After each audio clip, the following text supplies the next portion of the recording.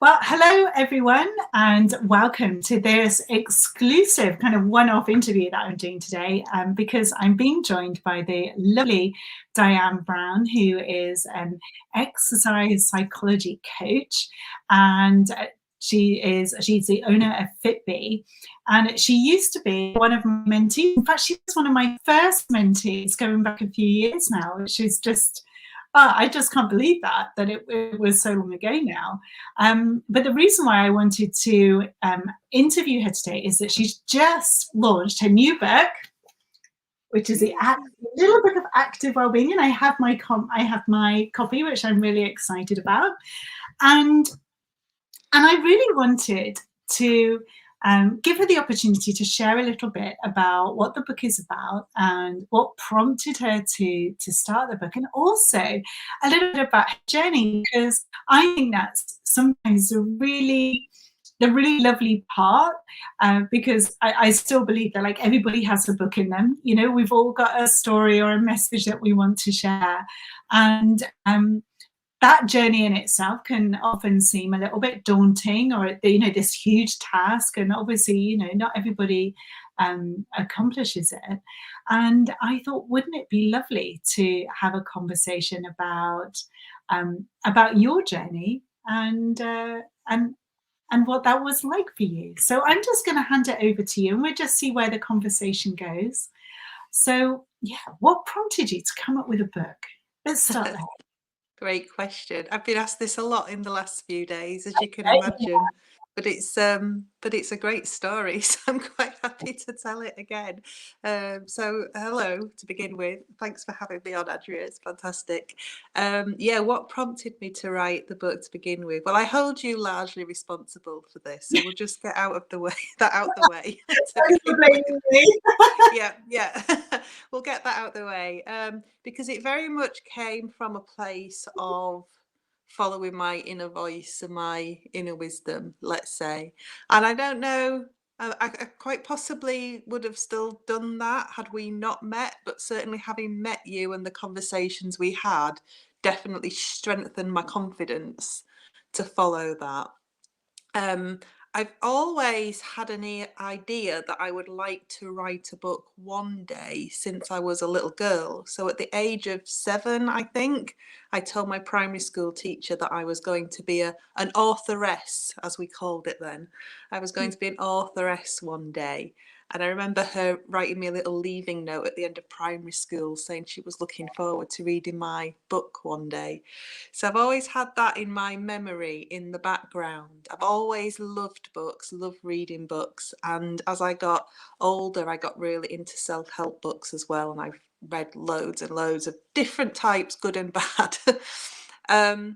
And so it was kind of hovering in the background. And then I set up this new business in, let's say, around 2017. It's a little bit vague on exactly when it started. And I wanted to run a business that would help women live more active lifestyles. And I wanted to help make it more accessible. I wanted to help women see that it didn't have to be onerous and difficult. They could do it in a way that felt good. They could do it in a way that they could enjoy, that would fit more easily into life, would fit into family life if that's what they needed. I just wanted to make it more accessible. So there's really strong belief that being physically active brings such great well-being benefits that are kind of underappreciated in our culture. We focus far too much on the physical appearance, losing weight side of things. In my opinion, the benefits are really in the mental well-being side. So I wanted to get this message out, and I was starting this business. And because what I do is really unusual, it was a little bit difficult at first to try and explain it to people. People would assume I was a personal trainer, or they would assume I was some kind of fitness instructor, or they would assume that I was going to, make them do some sort of exercises. And I remember being at networking events where I would begin my introduction, and as soon as I said the word exercise, I could see people like backing off and looking for how they could get out of the conversation, because it can make people feel uncomfortable. So so I had this thing going on, right? How could I explain that I do want to do this in a different way, in an easier way, and not put people off as soon as I first meet them? And then these two things sort of came together when a lady that I knew was a book coach and I knew had helped other people write books. So this is Gail Johnson, in case anyone watching knows Gail. She's amazing. She was coming back from maternity leave and she just put a Facebook post up saying, "Oh, I really, because I'm just coming back, I really need a project I could sink my teeth into. If anybody knows of anything, let me know." And this little thought just sort of flashed across my mind, oh, she could help me write a book, because that would help me pull together my ideas of what I was trying to explain to people about being active and active well-being.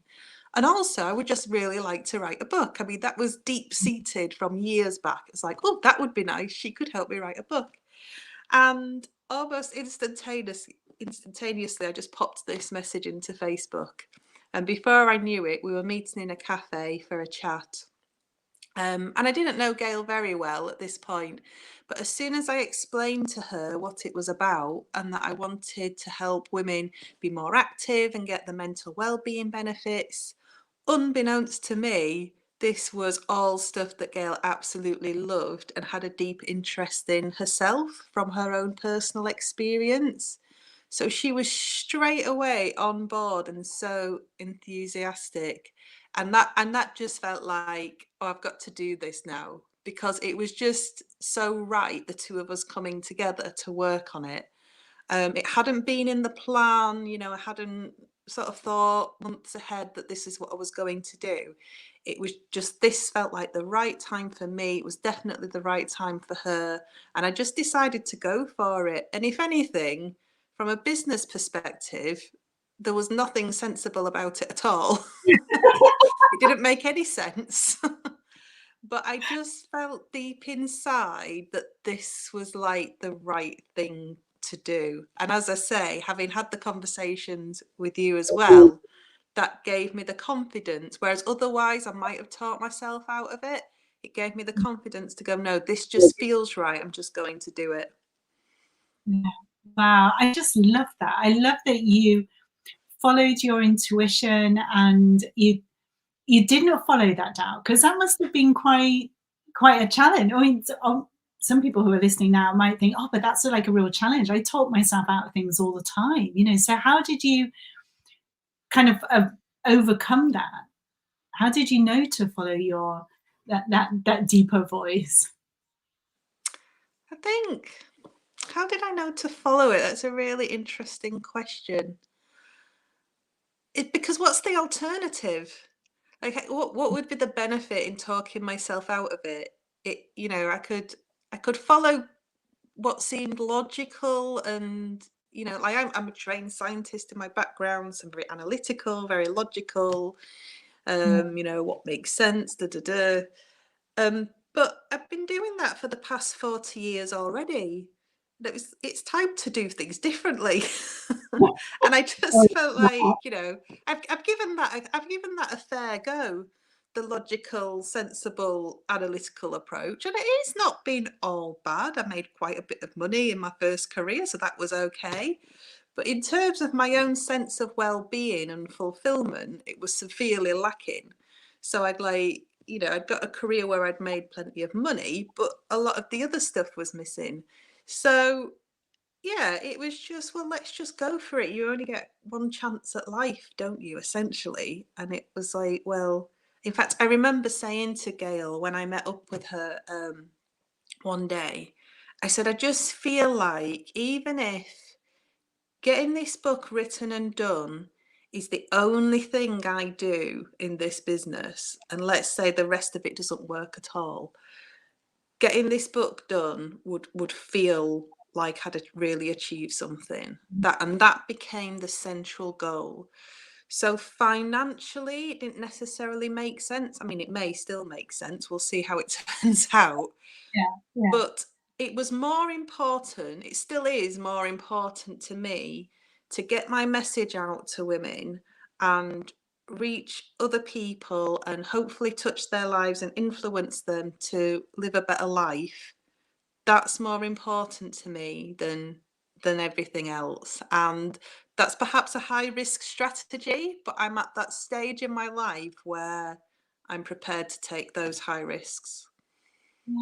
It's really interesting, isn't it, that we call it, well, that's a really high risk strategy, but it feels so kind of, there's a truth about that. When you say that, you know, that it really resonates. I mean, I kind of had goosebumps when you said that. You know, I've got to get, you know, my message has to get across. You know, I want women to know this. You know, what I was hearing in what you were saying, this is a really important message. And if the only thing I ever do is put this book together, then that's enough. And it just struck me that so often when we have that kind of vision and that passion, that actually everything else becomes so important, doesn't it? You know, oh, well, the numbers don't add up, and oh, it's going to cost this much, or what if nobody buys it? What if this? What if that? And then all of that becomes important, and we lose sight of the real reason we embarked on the journey. And I think that's just such a powerful message that you held on to that throughout, you know, your journey of writing this book. I think that's incredible. I really do. So, I mean, were there challenges? Were there bumps in the road along the way that you're willing to share? Yeah, yeah, no, I mean, probably not too bad. I didn't really have the, you know, the writer's block type thing that I know is quite a common issue for people. I tend to write in quite a just see what comes out of my head kind of a way, and then worry about editing it later. So that process was fine. Setting aside time to do it was challenging. But because I was working with Gail as a book coach, I did have some deadlines to meet, and I'm quite anti-deadline at the moment. So the fact I was prepared to take that on shows how important it was to me. I was willing to accept a deadline. But having that did mean, you know, it could be like 2 days before I knew I needed to send her a draft, and I would just make myself sit down and just write whatever I could write and then send it to her, and then we would work through it. But that was interesting as well, because, you know, I wrote a few chapters like that where I felt a little like, oh, I should have spent more time on it, and it's not that good, and I hope Gail doesn't think she's wasted her time with this rubbish that I've sent into her. But actually, quite often those chapters came back and they were some of the best ones I'd written, because I've not had chance to overthink it. I just, you know, said exactly what was on my mind. So that was very interesting in itself. I mean, the biggest wobble that I had, which is probably not a big surprise, was when the pandemic happened and the world around us changed and people's priorities changed. And especially, I remember I think it was maybe 6 to 8 weeks into the first lockdown, things felt really heavy. And I felt almost, I could feel the heaviness amongst people around me, even though I couldn't see them. It was kind of in the atmosphere, let's say. And I did have a moment of, is this still in the right context, what I'm writing? I felt like I was writing about a world and a way of life that at that time we were no longer living in, and it wasn't quite clear how much we would get back towards it. And so there was certainly a wobble around, is this still relevant? Is this still going to be the right thing to bring into the world? But again, that's when it really helped, working with Gail, because that gave me somebody to bounce that off. And, you know, she could see, and she was saying, well, these are kind of constant universal messages, what I'm talking about. Okay, so the context of maybe if somebody's trying to go to the gym or not might not read quite the same way, depending on if they're even allowed to go into one. But a lot of what I talk about is outdoor physical activity and making the most of being in nature and connecting to nature and the elements, and all those things, if anything, became even more relevant.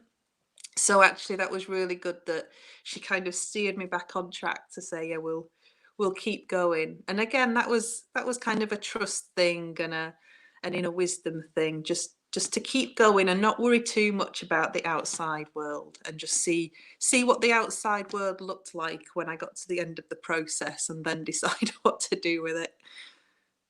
Yeah, that's really fascinating, isn't it? I mean, I loved how, that's such a good example of how we just don't know how we're showing up. I love the example that you gave of, just writing and everything coming out and it all being kind of quite last minute, but actually that was some of the best stuff that you'd written. And I think often when we've got, well, I know that when we have less on our mind and we just get on and do it, actually that's when all the creativity comes out.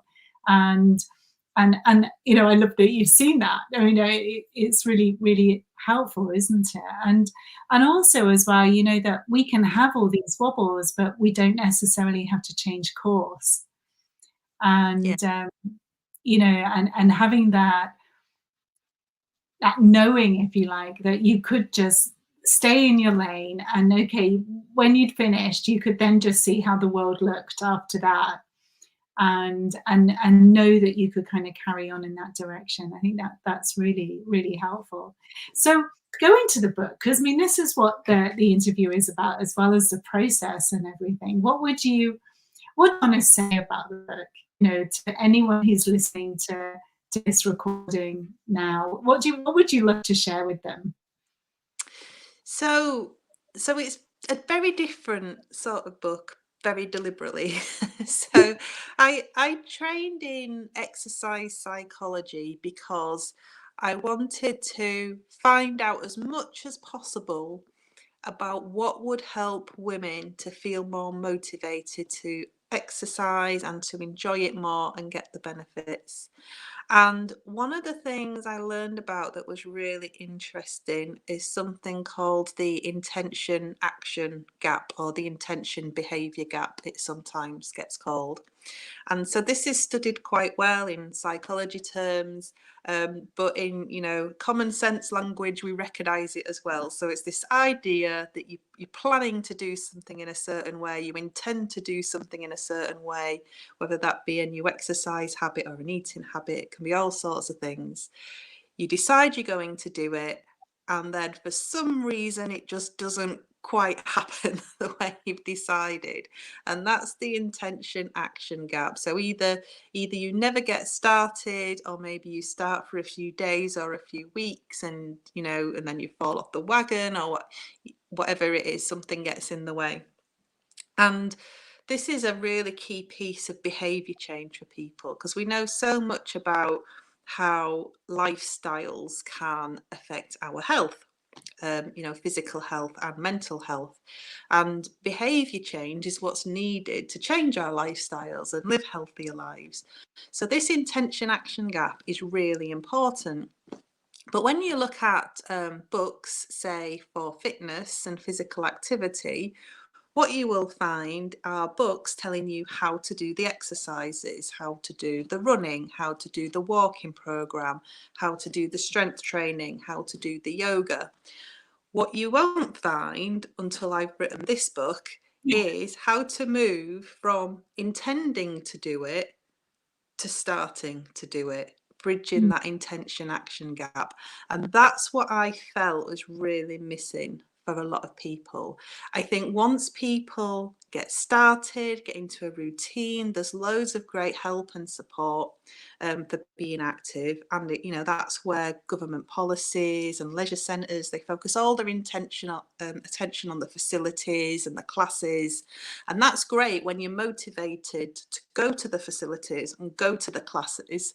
That's good that they're there. But I wanted to help people literally to get from sitting on the sofa thinking about it to walking out the front door with their trainers on, ready to do it. And it Mm. seems like such a small thing, but it's a really important thing. Yeah. So that's where the book's focus is. And it's specifically for women because I did my research all around women. I, first of all, really passionately want to support women's well-being, because I think we've had a bit of a bad a bit of a bad, what do I want to say, deal of the cards, let's say, over history. I think it's our turn to, you know, be able to step forward and get more support. So I'm really passionate about supporting women's well-being. And also women's, you know, our psychology and our cultural pressures are different to men. And even the exercise psychology research that's borne out, and there are different approaches and things that will work much better for women that you wouldn't necessarily use with men. Sometimes people misunderstand me and think I'm doing exercise motivation for women because maybe women are less motivated. That's not it, and that's not it at all. It's simply that I focus on slightly different areas because they've been shown to work really well for women. So yeah, so it's a blend of all those things, a lot of well-being and a lot of psychology. Yeah. Oh, that sounds fascinating. That's really, really cool. So where can they buy your book? So You get yeah, hold of it. so it's on Amazon. So you can get it on Amazon, you can get it on Waterstones online, you can get it at Barnes and Noble if you're in the States. It's quite exciting. Yeah, so you can get hold of it quite easily. There's an ebook and there's paperback as well. Yeah. And you're getting some really good reviews, aren't you, too? So I Yeah, saw I'm so that's happy with really the exciting. reviews. So Yeah. happy. I sent it across to a lady called Cindy Dallow, who was my triathlon coach at one time a few years ago. She's in the States, and I was a little bit apprehensive because I am taking a new approach to fitness, and she's a, you know, very well qualified, experienced fitness professional. So I was nervously awaiting her response, and she absolutely loved it. I was so thrilled because it's nerve-wracking when you write a book and then other people start reading it. So yeah, Yeah. I've had some brilliant reviews. Yeah. Oh, that's amazing. So, oh, that's lovely. So, thank you so much for joining me today, Diane. It's just been lovely hearing your You're story welcome. and how you've brought this into being. And it's like a, you know, it's like an actual proper physical book. And I think it's incredible because I remember you saying that that was something you wanted to do. And it's really lovely to watch someone kind of achieve their dream and be able to achieve it. I think that's just a lovely thing to see. So thank you so much. And yeah, I have my copy here, so I will be reading it. And I'm sure lots of other people will too. So, you know, good luck. And I know it's just going to be amazing. But thank you for joining me today. Thank you. Mm.